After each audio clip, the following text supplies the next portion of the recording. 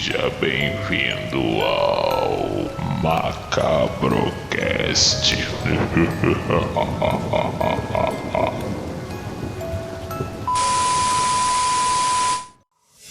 Fala, família macabra! Como é que vocês estão? Tá tudo ok? Aqui sou eu de novo, Peterson, ADM do Grupo Terror Macabro Brasil, para mais um tópico de terror com um excelente material preparado para vocês. Espero que vocês gostem. Hoje nós vamos falar dos lugares assombrados do Brasil. Quem vai participar do programa hoje é o Anderson. Anderson, dá um oi pra galera. Fala aí, galera. Mais uma participação aí. Vamos contar histórias bem arrepiantes. E também a nossa moderadora do canal Terror Macabro Brasil, Camila. Camila, boa noite. Dá um oi pra galera aí. Fala, família macabra. Como que vocês estão? Vamos aí conhecer, fazer um tour pelo Brasil, um tour assombrado pelo Brasil. E a nossa convidada de hoje, ela escreve umas resenhas no Instagram sobre livros de terror. Primeira vez que está participando com a gente, a Sueli. Sueli, boa noite, dá um oi pra galera e fala um pouco de você pra galera te conhecer melhor. Olá pessoal, boa noite, eu me chamo Suelen, tenho um Instagram, chama Skincare da Geek. Ele é voltado para duas paixões minhas, que é o skincare, que seria cuidados faciais, e também livros, né? No caso, os épicos de fantasia. E a minha grande paixão também, que é a literatura de terror, suspense. Então, eu procuro unir essas duas coisas no meu Instagram, o skincare e os livros. Então, lá sempre rola resenha de produtos e sempre também uma resenha de livros. E estou muito contente pelo convite e sinto muito honrada. Muito obrigada. Valeu, Su. Valeu, galera. Então nós vamos entrar logo de cara no tópico, uma coisa que não é muito conhecida no Brasil. Até eu me surpreendi quando ouvi falar. É uma praia de Guarapari, Espírito Santo, que se chama a Praia dos Padres. Os moradores do local, eles reclamavam muito, que falavam que nessa ilha, de dia mesmo, eles ouviam barulho de pescadores, muitos pescadores, barcos, e quando chegavam para ver, não tinha nada na ilha. E isso muitas e muitas vezes, barcos, pessoa pescando, gritando, vários barulhos de barcos e pescadores, e todo mundo chegava lá e não via ninguém. E quando chegava à noite, parecia um resort de férias. Muita gente falando na praia, brincando, gritando. Quando os moradores chegavam, ficavam horrorizados. Uma alma viva não tinha lá. E por que o nome do padre? Todo padre que chegava na comunidade, na região, eles pediam para o padre ir exorcizar a ilha. Dizem que foram mais de 100 padres que exorcizaram essa ilha e continua acontecendo isso até hoje. Para ter noção, uma ilha lindíssima, ninguém passa a noite nessa ilha, todo mundo tem medo dessa ilha. E assim, eu queria saber a opinião de vocês, o que vocês acham dessa ilha, o que vocês ouviram falar. Anderson, o que você ouviu falar dessa ilha? O que você acha? Qual é a sua opinião? Cara, é como você falou, os moradores lá locais, eles sempre ouvem, né, até hoje isso, tá? Os relatos são até os dias de hoje, que sempre quando anoitece, aquele barulho de como se tivesse pessoas conversando, como se a praia estivesse realmente cheia. E na verdade chega lá não tem ninguém, tanto que até os pescadores locais lá, eles têm medo de ir para essa praia à noite, por causa de toda essa história, né, que foi criada nessa lenda, que não se sabe se realmente houve-se mesmo esses barulhos ou se é aquela crendice do povo, né, que um fala, outro fala e a coisa vai aumentando. Até hoje não comprovaram se é verídico ou não, né? E Camilo, o que você acha? Qual é a sua opinião sobre a Praia dos Padres? Isso aí começou com os pescadores, quem morava ali em volta da praia, ouvindo pescadores chegando, aportando e parando os barcos, descarregando, puxando as redes, e quando eles iam receber esses pescadores não tinha ninguém. Quando a maré subia demais a ponto de engolir a praia, quando baixava, quem morava ali falava que tinha a impressão de que pareciam mãos de bruxas, assim, porque as raízes das castanheiras ficavam todas à mostra na areia, né? Então devia ser uma visão bem bizarra, só aquela faixa sem areia, porque o mar tinha levado e trazia depois de volta, só com as raízes das árvores, assim, dando aspecto de envelhecido, de sombrio. E eles começaram a ouvir esses barulhos, e lá dizem também que um dos motivos que a praia também leva o nome, é porque, por ser uma praia de difícil acesso, para chegar lá é uma trilha. Inclusive, essa trilha, não sei se eles conseguiram, mas eles estavam pleiteando, porque a trilha por onde chega até a Praia dos Padres é um território particular.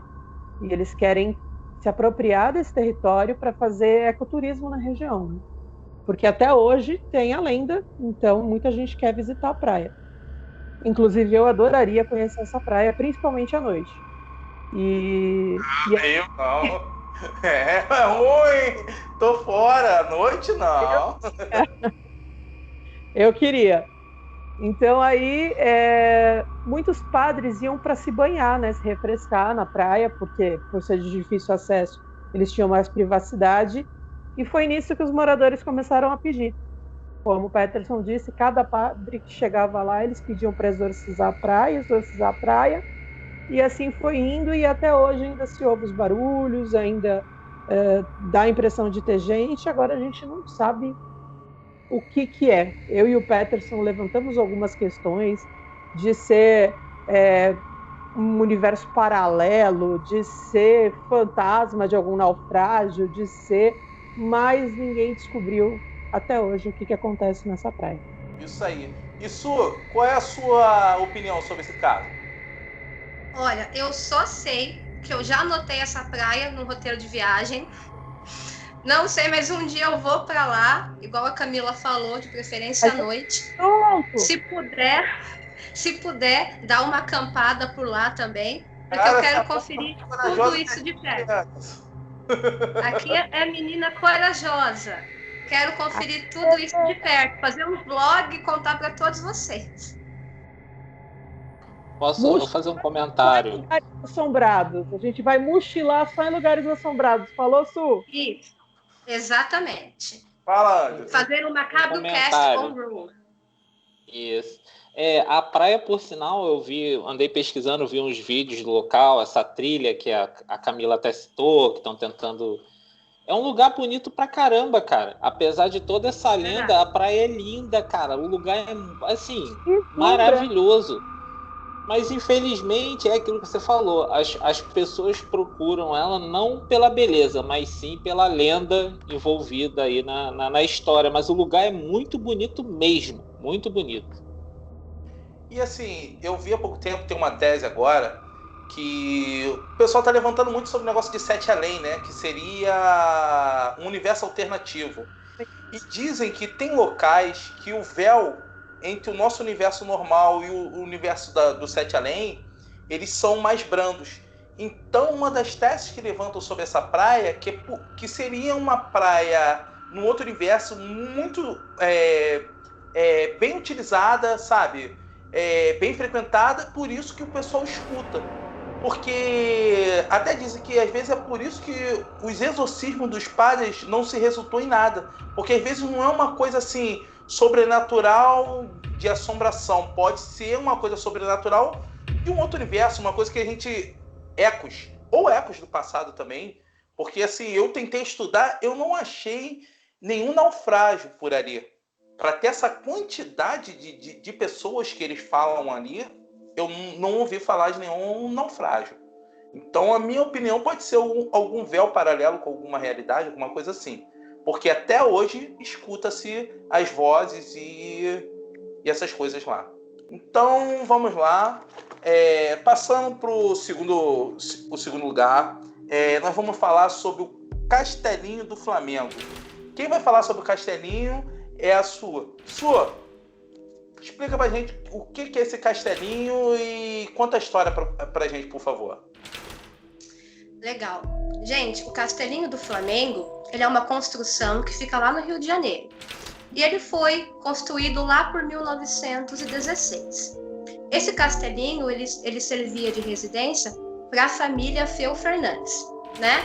E lá moravam o pai, que era Avelino Fernandes, a esposa dele, Dona Rosalina Feu Fernandes, e a filha deles, Maria de Lourdes Feu Fernandes. Eles viviam muito bem, só que aconteceu algo bem trágico. O casal Fernandes acabou morrendo, e olha que coisa. Eles foram atropelados bem em frente a esse castelinho. Imagina, você ser atropelado bem em frente aonde você mora. Bom, eis que a filha deles, a Maria de Lourdes, ela fica órfã e passa a ser criada por um tutor. Mas pensa num cara mau caráter, né? Porque ele roubou ela, ele maltratava ela. Inclusive, ele também tinha o costume de prender ela várias vezes na torre principal ali da construção. Aí você imagina o inferno que virou a vida dessa guria, né? De até então uma vida normal, perde os pais de uma maneira bem trágica e depois ela cai nas mãos de um homem mau caráter que só maltrata. Bom, com o passar do tempo, a vida se seguiu, mas a Maria também acabou falecendo. Diz por aí, a boca pequena, né? Porque não é altamente assim comentado, o pessoal não gosta de falar tanto, mas dizem por aí que o fantasma da Maria ainda anda lá pelo castelinho em busca de vingança. Várias pessoas já disseram assim que já viram, inclusive, o vulto dela por entre as janelas. Então, uma situação meio complicada. Bom, se esse castelinho tivesse aberto a visitação, eu gostaria de passar uma noite lá, porque eu gosto desse tipo de coisa. Eu só sei falar uma coisa para vocês também. Se eu fosse a Maria, eu também voltaria para assombrar aquele lugar, sem sombra de... E em relação ao que você falou agora, Su, o Castelinho, ele é um local que tem provas, tem fotos dessa menina. Nossa! Tem fotos dela, se eu não me engano, na escada e na janela. E hoje em dia ele é um sítio cultural. Teve uma época que ele ficou abandonado, virou moradia de pessoal que morava na rua. O pessoal invadia lá para usar drogas, sabe? É um local assim, apesar de ser macabro, ele é lindo, lindo, lindo. Tem umas 3 semanas atrás, eu sou do Rio de Janeiro, para quem não sabe, galera. Tem umas 3 semanas atrás que eu passei até em frente a esse castelinho do Flamengo. E ele tá fechado devido à pandemia. Cara, o local é meio sinistro mesmo. Você passa em frente assim, é uma aura meia... Só que, ao contrário de você, eu não queria passar a noite lá. Ah, não fala isso. Isso é uma coisa que não me pertence. E assim, Camila, qual a sua opinião em relação ao Castelinho do Flamengo? O Castelinho ficou, sim, um tempo abandonado. Ele demorou 2 anos para ser construído. Ele foi construído por um arquiteto italiano. Tinha muito requinte lá dentro. Ele foi construído para um Joaquim da Silva Cardoso. Era fundador de um sindicato, então era um lugar assim... Ele trabalhava com construção civil no estado do Rio de Janeiro, então era uma construção grandiosa, não foi feito para os Feu Fernandes, e a gente não sabe o que aconteceu para esse castelo ter essa maldição, né? Porque o casal morre atropelado por um bonde na frente de casa e na frente da filha. E a filha, há boatos, né? Não foi comprovado, mas há boatos de que ela se suicidou devido aos maus tratos, a ficar presa. Ela ficava presa na torre, né, do castelo, e a gente não sabe o que aconteceu ali antes para culminar em toda essa tragédia, e ficou durante muitos anos fechado. Gastaram mais de $1 milhão para arrumar esse castelinho, e hoje abriga um centro cultural. A sala onde ela ficava presa, a torre, é uma sala de leitura de textos. Tem oficinas de teatro, oficinas de meditação, tem uma série de coisas culturais, e deve ser bem punk você tá lendo lá uma obra de Shakespeare e sentir uma mãozinha, alguma coisa, ouvir alguém passar. Deve ser uma coisa bem tensa, porque como você disse, tem aí vídeos que comprovam, fotos que comprovam aparições dela, tanto na escada, né, quanto na janela, e o ambiente é bem carregado. Essa reforma, Camila, ela foi feita na década de 90, né? Custou $1 milhão e 200 mil dólares. Foi quando foi inaugurado. Ele foi inaugurado em 92, né? Que foi o ano que eles reinauguraram. E lá também dispõe de uma videoteca com mais de 1.500 títulos. Aí tem cabines individuais, legal, 14 cabines, aí você escolhe o filme que você quer ver, é bem legal. Infelizmente é mais um local que as pessoas, em vez de desfrutarem tudo isso que ela proporciona, né, culturalmente falando, vão só pela lenda. E eu estava assistindo um vídeo relacionado a isso, das pessoas que trabalhavam lá, né, segurança, aqueles que fazem os maiores relatos, né, dos ocorridos, de ouvir barulho de madeira rangendo, como se estivesse subindo aqueles degraus todos lá, que tudo lá é de madeira. Você tem ideia, tem madeira, tem coisa de madeira lá com mais de 100 anos, cara. Que foi feito naquela época, que foi construída a casa que está lá até hoje. Então, a maioria dos relatos ali são do pessoal da segurança. E o pessoal da segurança, o que eles faziam? Eles só dormiam perto da saída. Eles sempre, quando eles chegavam, acabavam as rondas lá que eles tinham que dormir, eles ficavam sempre próximo ali da saída do local, porque eles sempre ouviam. Ninguém gostava de ficar no andar de cima, entendeu? Porque lá é que tudo se passava, lá perto da torre. Exatamente. Para qualquer barulhinho, eles não perdiam tempo, metiam o pé. Então tá, galera. Agora nós vamos pro nosso terceiro local assombrado. Fica em Minas Gerais, se chama Mina da Passagem. Quem vai falar sobre a Mina da Passagem é a Camila. Camila, o que você tem a falar pra gente sobre a Mina da Passagem em Minas Gerais? Então, gente, a Mina da Passagem, ela é um lugar muito bizarro, porque aí a gente confunde o passado com o futuro. Era uma mina muito próspera, já tinha retirado cerca de 32 toneladas de ouro de lá de dentro. Muita gente envolvida na extração de ouro nessa mina, e essa mina é inundada. E 17 pessoas morrem. E mesmo assim a mina não parou. Eles arranjaram tudo de uma maneira que desse para continuar a extração, porque eles estavam no meio de um processo de extração. E a mina só foi realmente desativada e fechada em 1954, quase 20 anos depois da tragédia. O que eles fizeram, né, para apaziguar a alma desses mortos, homenagear a alma desses mortos, foi colocar uma estátua de Santa Bárbara dentro da mina, que é a protetora dos mineiros, e continuaram funcionando até 1954, quando provavelmente não tinha mais ouro para ser escavado, ou não era seguro e humanamente possível continuar escavando essa mina. E aí eles pararam de vez. Passam-se quase 50 anos, mais de 50 anos desde que essa mina é desativada, e acontece a tragédia de Mariana, né, que acho que todo mundo lembra aí, em 2015, em novembro de 2015, está aí quase completando 5 anos, e onde 18 pessoas morreram, e ainda teve uma desaparecida que agora é considerada como morta, então são 19 mortos.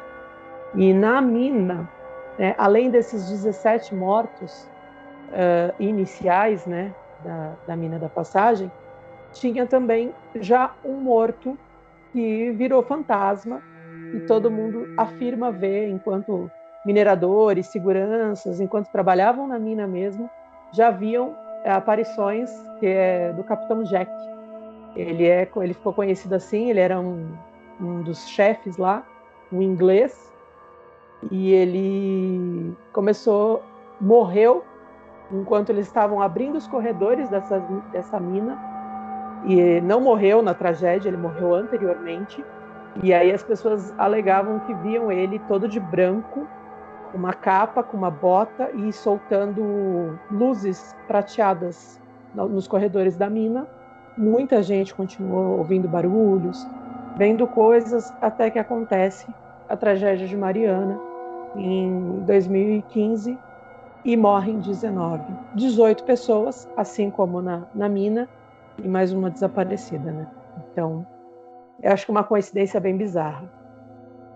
E assim, é outro caso que tem comprovações. Se eu não estou enganado, o Ghost Hunter foi lá também.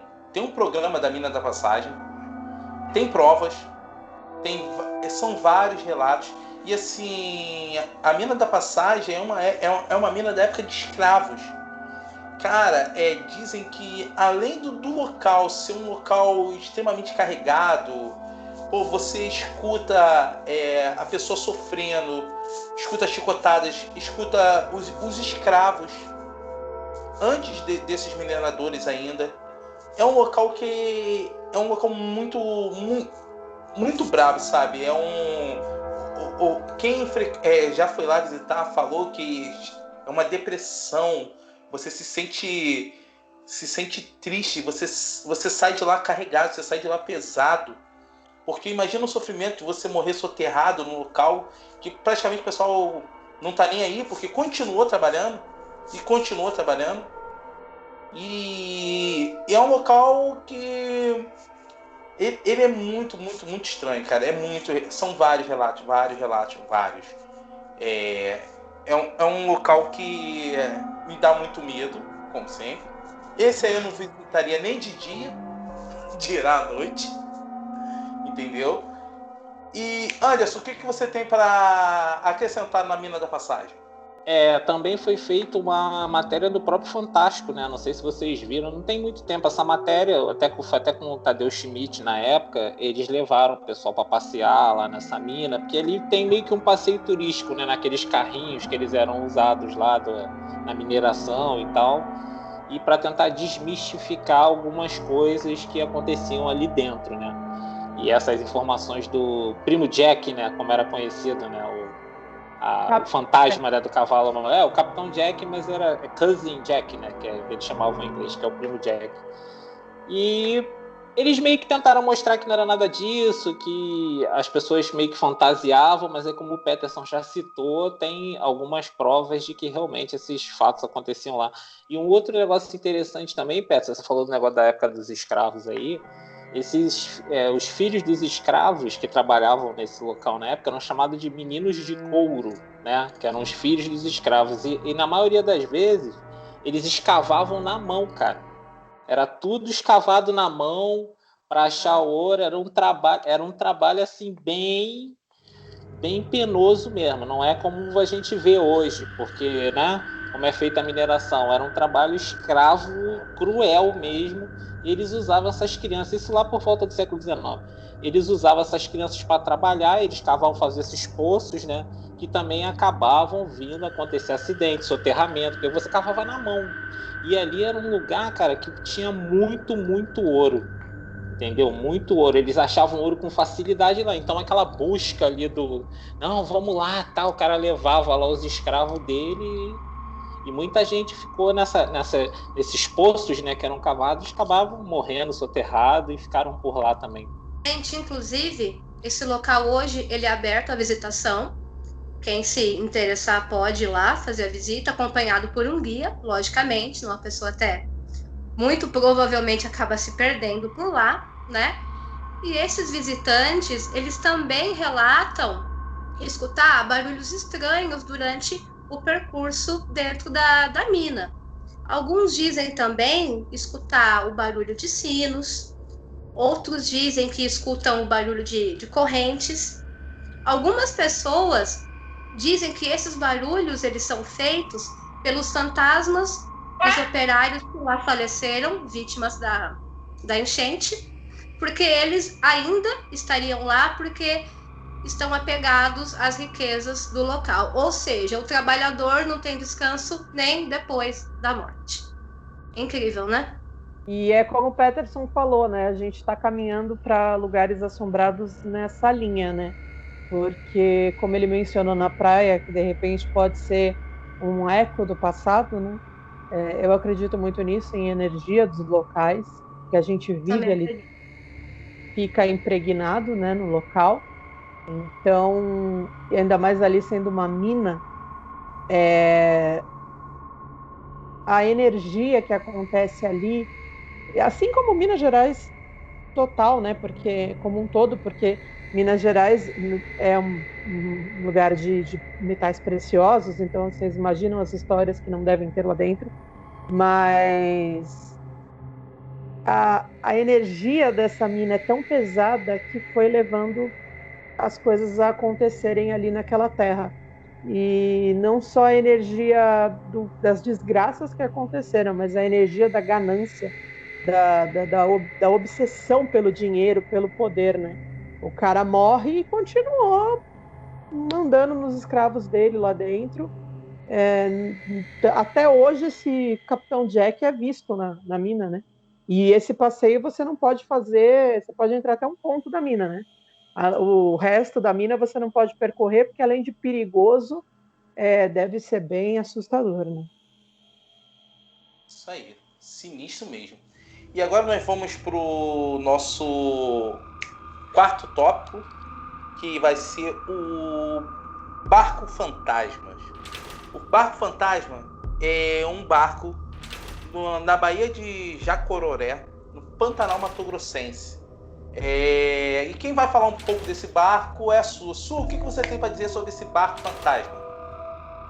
Bom, esse barco fantasma, ele foi um barco que no século XIX ele afundou na Baía de Jacororé do Pantanal Mato Grossense, né? E todos que estavam a bordo dessa embarcação acabaram morrendo afogados. Gente, eu não sei nadar, então a pior morte para mim seria morrer afogado. Eu tenho um pavor horrível desse tipo de morte, né? O caso é que desde então é dito que nas noites de lua cheia, dizem que se você manter o foco lá no mar, você consegue ver esse mesmo barco que afundou no século XIX ressurgindo por entre as ondas. Achei incrível, já é uma praia que eu também já anotei aqui no meu roteirinho, porque iria adorar conhecer, não só pelas belezas do local, como também por essa lenda. E eu acamparia lá sim. E eu não ia tirar o olho do mar, pode ter certeza. E Camilo, o que você tem para nos dizer sobre esse barco fantasma no Pantanal? Então, né? Esse barco fantasma é uma história, se mistura com as lendas, né, da região, lá Mato Grossense, sul Mato Grossense. Dizem que eles foram avisados, né? Era uma banda de músicos que estavam indo tocar lá na festa do Divino Espírito Santo, né? Que é uma festa tradicional que acontece ali naquela região, centro-oeste. E eles foram avisados que não era para fazer barulho, que as águas não gostavam de barulho, de baderna. Só que eles não ligaram e foram fazendo a festa, tocando, ensaiando. Ouvia-se muita, além da conversa da tripulação, das risadas, a música que eles estavam fazendo, que eles estavam ensaiando, e diz que as águas não gostaram e derrubaram eles. Morreu todo mundo que estava no barco. Depois das buscas, a única coisa que eles acharam que restou desse barco foi um mastro com uma bandeira vermelha. E foi assim a única maneira que encontraram algum vestígio desse barco, né? Só sobrou a bandeira. E dizem que o barco aparece, né, tocando esse hino do divino, né? É muito, muito sinistro. E Anderson, você já ouviu falar da lenda? Tem alguma coisa para acrescentar desse barco? Não, vocês já explicaram bem. Essa lenda eu não conhecia, entendeu? Eu não conhecia essa do barco fantasma, né? Isso é recente, né? Que é do século XIX, né? E não é aquelas lendas antigas, é uma coisa bem recente. Eu acho que eu não tenho muito a acrescentar, não. Já foi bem explanado aí pela Camila e tudo. Eu tenho uma coisa pessoal para falar sobre esse barco. Pode dizer que você estava lá. Não, meu bisavô. meu bisavô, ele é do Pantanal. A minha avó é do Pantanal, meu bisavô é do Pantanal. E ele falava para minha avó que uma vez ele pescando à noite, ele estava perto de um desses afluentes desse rio e ele ouviu na noite de lua cheia uma banda tocando no rio, enquanto ele estava pescando, ele, o irmão dele e mais um primo. Eles falaram, você vê, eu fico até arrepiado lembrando dessa história. Eles falaram que eles ficaram horrorizados e a banda tocando, e eles olhavam assim, sabe? E como eles estavam num afluente bem próximo, eles viam luzes ao horizonte assim, e falaram que no horário que eles estavam, aquilo ali era impossível, que não tinha barco, não tinha banda tocando. E isso eles falaram para minha avó, e minha avó sempre falava para mim. Por isso que eu trouxe essa lenda aqui, porque tem um relato desse meu falecido bisavô que conta isso. E mais uma vez falando de energia, no local que naufragou o barco, é onde eles mais encontram vestígios, que é perto da ponta, porque a ilha em si, ela é em formato de coração, né? É uma ilha em formato de coração. E perto da ponta, quando entra seca, né, que o rio Cuiabá baixa, perto da ponta é o local que eles mais encontram vestígios de arqueológicos, artefatos de cerâmica de uma tribo indígena que existia ali e foi dizimada pela ganância do homem para tomar as terras, para usá-los, a riqueza daquele solo, né, os recursos naturais. É onde eles mais encontram artefatos arqueológicos, é perto da ponta desse coração que forma a ilha, que é justamente onde naufragou o barco. Será que não foram os índios aí que vieram buscar os músicos? Eles falaram que eles não gostavam de bagunça, né? É uma coisa bem estranha mesmo. E agora nós vamos falar de um local na Bahia que se chama a Casa das Sete Mortes, Salvador. Quem vai falar sobre ele é o Anderson. Antes, o que tu tem para falar sobre essa casa sinistra na Bahia? A história dessa casa, isso é um casarão, né? Casarão de época colonial, que foi feito lá no século XVII. E reza a lenda que uma escrava matou envenenada uma família que maltratava muito ela, né? Envenenou a comida e acabou distribuindo, toda aquela família morreu e depois ela comeu essa comida e morreu também. Isso é uma das versões da história. E logo depois, mais na frente, isso virou uma casa paroquial, né, que fala, né, que é onde os padres vão morar. E um padre que foi morar lá por volta de 1755, mais ou menos, ele foi com seus escravos, né, que na época era normal isso, né, que ajudavam ele lá, e diz uma das versões dessa lenda que ele, como é que eu vou te dizer, ele cometia abusos sexuais, né, com esses escravos também, e que veio a gerar uma nova vingança, né, dos próprios escravos matarem este padre, né, que morava nessa casa, e depois vieram a se matar também, né? Tem várias versões da mesma história. Então aconteceu a primeira morte lá da primeira família e depois a do padre, no caso, né? Cara, que parada sinistra. Pô, essa do padre então, cara, sem até... Pode falar, pode falar. Mas isso é uma outra versão da história. Isso não tem uma comprovação, pelo menos até onde eu vi. Eles não sabem se isso é uma lenda que foi criada depois ou se realmente as coisas aconteceram da forma que as pessoas falam, né?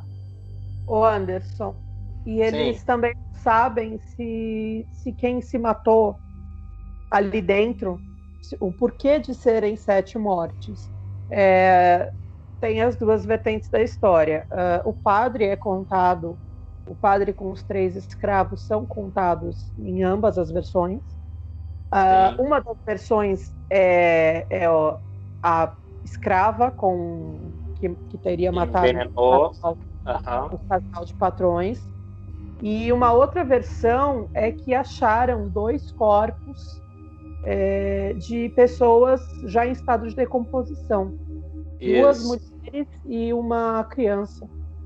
É, E aí, mas mais uma 3. coisa também que aconteceu nesse caso que você está falando agora é que eles não conseguiram pistas do assassino. Assim, não, a situação ficou de um jeito que não sabe se foi uma outra pessoa que entrou e fez ou se eles fizeram com eles mesmos.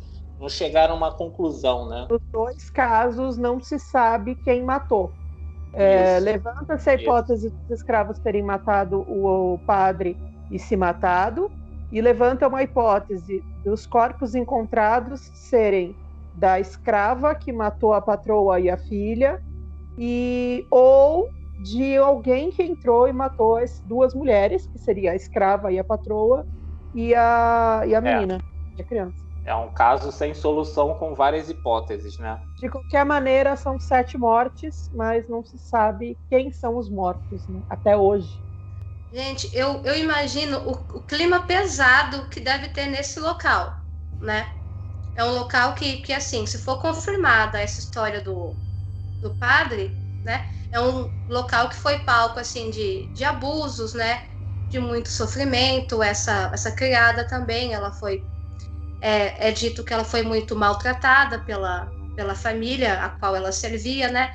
Então, foi uma casa que foi palco, assim, de muito sofrimento. Deve ter, assim, uma energia bem pesada por lá, de muita tristeza, né? E não é à toa que há relatos de que se escuta gemidos por lá, passos, um avistamento de vultos, né? Porque, assim, eu acredito que certas emoções que a gente tenha em vida fique presente nos lugares após a nossa morte. Então, um local que foi palco de muito sofrimento, eu acho que quando que essa pessoa morre, ela acaba deixando um pouquinho daquilo que ela passou naquele local. Então, assim, seria um lugar muito, muito, muito carregado, né? Uma história bem, bem chata, bem triste. E esse prédio, ele foi restaurado, né, recentemente lá pelo governo da Bahia. Ele foi tombado, virou um patrimônio e tal. E como a nossa convidada acabou de falar, realmente deve ser um lugar, assim, uma energia bem complicada mesmo, porque pelas coisas que aconteceram lá, as versões da história, como a gente já falou aqui, deve ser um ambiente bem carregado, assim. Esse aí eu já não ia nos outros citados. Esse aí era um que eu com certeza não iria. E assim, os relatos são tão frequentes que eu não sei se vocês se lembram, o Fantástico teve um quadro desvendando casas assombradas, essa coisa toda, que tem um especial na Casa das 7 Mortes, do Fantástico.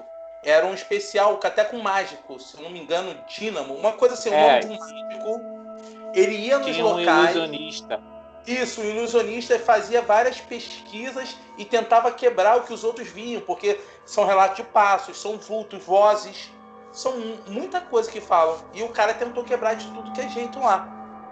Mas escuta-se, até hoje, tem gente, os mais antigos não passam nem na mesma calçada do casarão. Eles atravessam a rua para poder passar.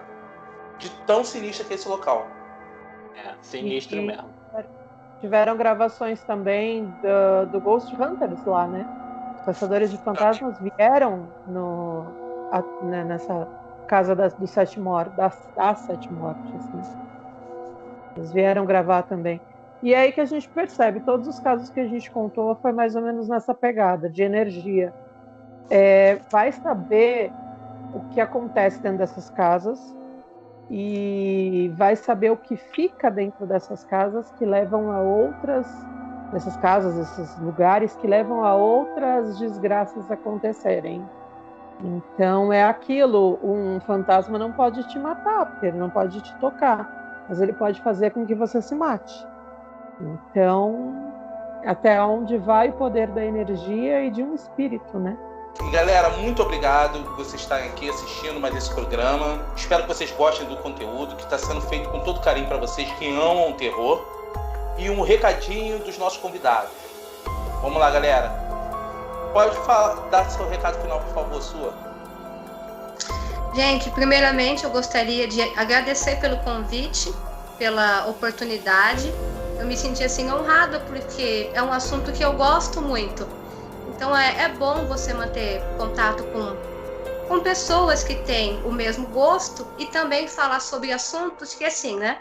Não dá pra gente falar sobre isso no grupo de WhatsApp da família, por exemplo. Então, é uma conversa para um nicho um pouco mais restrito.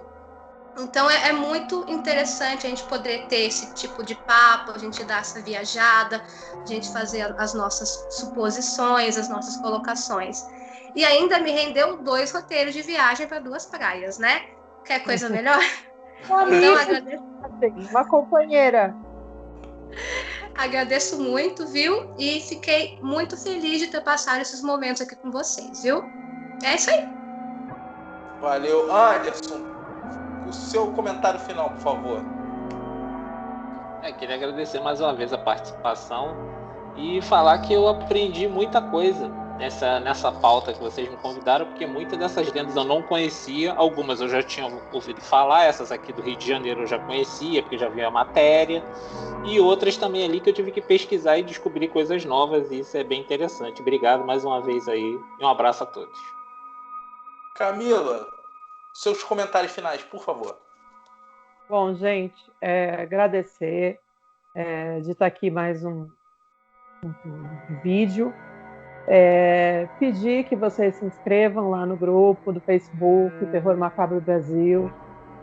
Vamos fazer a nossa família macabra aí crescer. Sejam lá membros inscritos do nosso grupo. Já estamos lá com 100 mil inscritos. Se inscrevam aqui no canal, deixem like, compartilhem. Vamos divulgar aí o terror, gente. Vamos falar de terror. Vamos fazer o terror crescer, vamos espalhar o terror por aí. E como o Peterson diz, a gente precisa conhecer o mal para entender do mal, para reconhecer o mal. Então, vamos acabar com o preconceito que gira em torno do assunto macabro, do assunto terror.